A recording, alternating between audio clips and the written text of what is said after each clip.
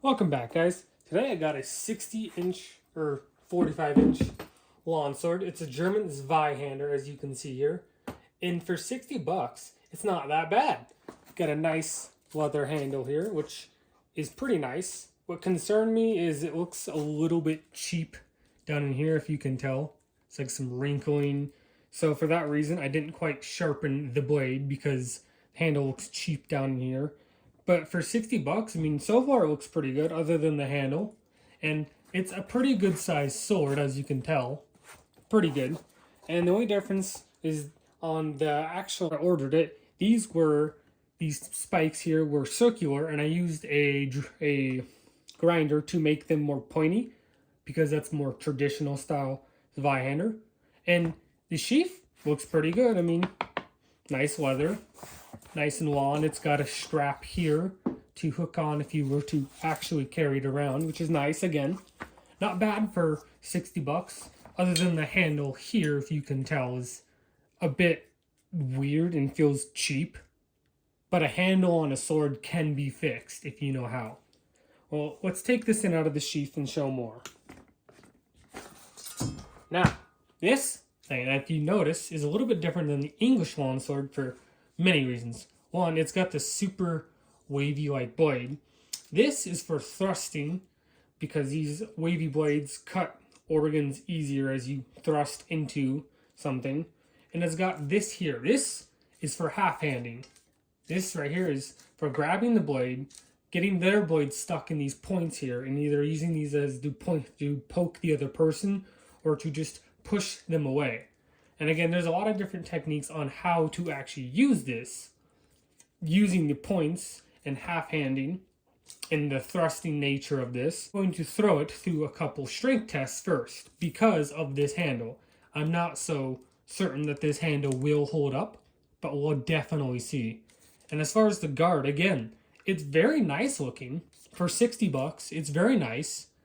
If you want to see it, I'll put it down in the description below if you would like to see one for yourself. And again, I'm not going to sharpen the edges of these very well because I'm not entirely certain that this is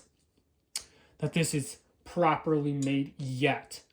It is stainless steel, and again, I always say stainless steel, especially things like this, tend to be more brittle and break easier because it's not a high quality like 1060 carbon steel or Damascus have you seen. But if we compare it to the Knight Sword, right here, as you can tell, it is a bit longer, as you can see, by a few inches. And again, the English Knight Sword doesn't have those two spikes in the middle, which make it easier for parrying and using those spikes to poke someone in the eyes, stab their hand, whatever you want to say. So there is a bit of a difference as far as English versus German, but it still looks good for 60 bucks. Let's see if the quality holds up to the price as well. All right, we're outside now. So we got a nice wood chop to test the strength of it. If you don't know, wood is very good at taking the damage, and also with an unhardened blade will chip to the edge. So let's see if this thing is heat treated right. And again, I'm gonna wear cut-proof gloves because this handle right here looks a bit, well, cheap. Let's just see if it either snaps or if it's a good sword or if it's a really, really cheap sword. But again, for 60 bucks, it might just be a wall piece. You never know. Let's give it a good chop. A 1, 2, 3, 3 on each side. Probably would be good. So 3 on this side, 3 on that side. Let's go.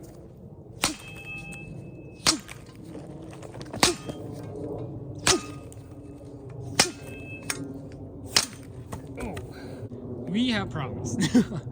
So as you can tell, the handle snapped.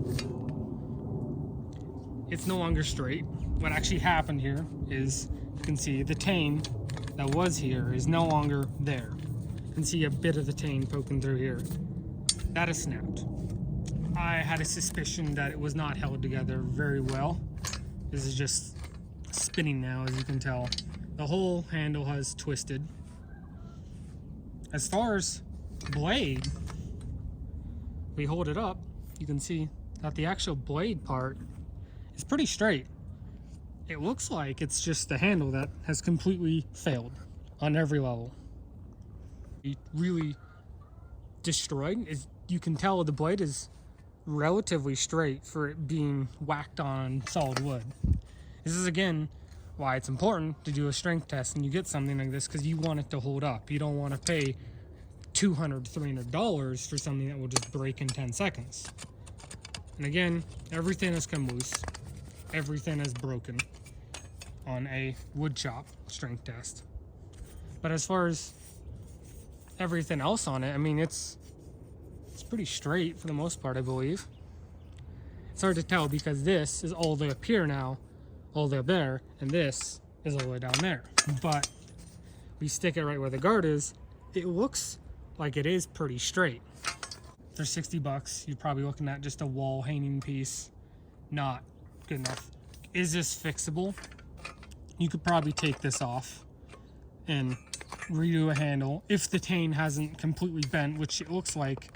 I can feel the tane is down here, bent out of place. So they probably forgot to heat treat the entire blade.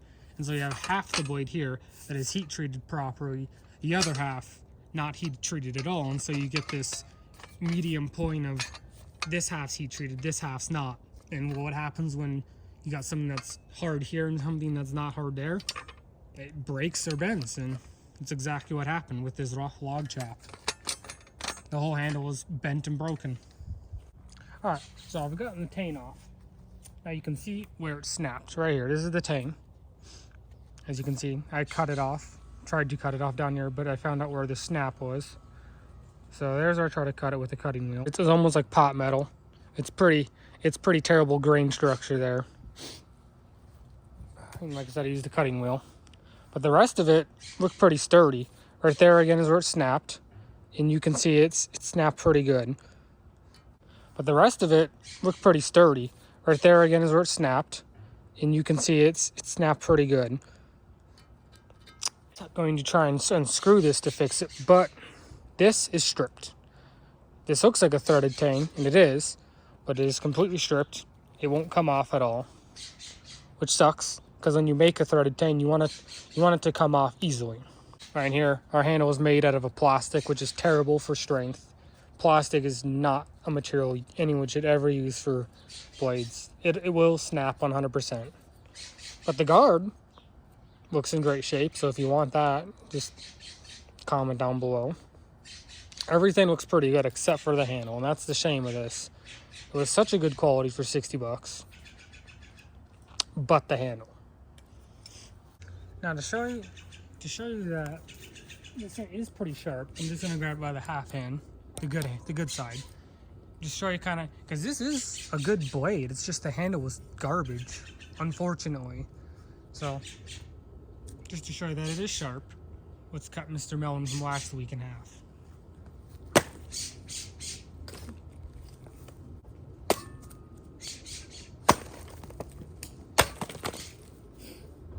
As you can tell, I hit the wood, but it is sharp. It diced up Mr. Melon pretty good. The shame of this, again, is that the handle broke. That's the shame of it. I'm just gripping it here by the half hand part, but that's the real shame.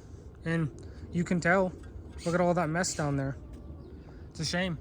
Real quick, before I end the video, if you want this sword, like I said, please comment down below. Maybe you can fix a broken handle like that. I don't know. Like I said, comment down below, and please consider subscribing. It helps my channel. It helps me make more cool videos like this, and maybe I'll bring something even cooler. I'm looking for a claymore. That'd be cool. 60-inch claymore. Sounds like fun.